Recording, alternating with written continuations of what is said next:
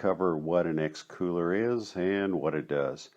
Very simply put, these units are what's called a cryo cooler, and they are AC powered, closed loop, self-contained refrigeration units, and they're used for keeping germanium photon detectors very, very cold. Germanium detectors are chilled with liquid nitrogen typically, and they do their job detecting gamma and X-rays, and X-Cooler offers a nice, reliable alternative to that nitrogen cooling. Okay, now with that said, here's how we check them out.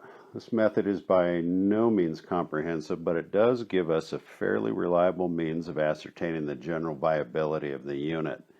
So, we carefully have transferred the unit to the cart, making sure not to tilt the compressor box more than 10 degrees. Now the reason for this is that there's a potential for oil to spill into the gas return lines. And if that were the case, you'd want to let it sit at least 6 hours and ideally 24 hours before starting it up. And as a routine precaution, we let these sit overnight before turning them on. Okay, next, the unit's powered up, and as is normal, the compressor kicks on within approximately 15 minutes. The compressor sounds smooth and uniform as it should, and the warm air exiting the back of the compressor tells you that the heat exchanger is doing its job. And after about an hour and a half, you can easily detect that the cold head is well below room temperature.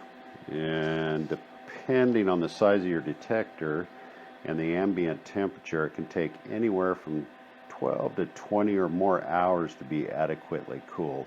And obviously here we don't have it set up to a detector. Now, it's important to note that the X-Cooler refrigerant is a mixture of gases that go through a separation process when the compressor is running. So after about 15 minutes of initial cooling, that heat exchanger is doing its job and the refrigerant is beginning to separate. Now at this point, if the compressor is shut off, it must be allowed to come back to room temperature to allow that refrigerant to recombine.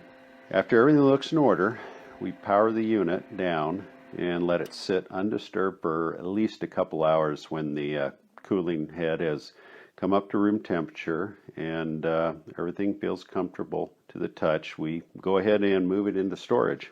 Okay, so when transferring to storage, we're mindful of keeping it level in upright position and careful to leave the hoses relaxed and coiled how they naturally wish to lay to avoid kinking or damaging the fittings.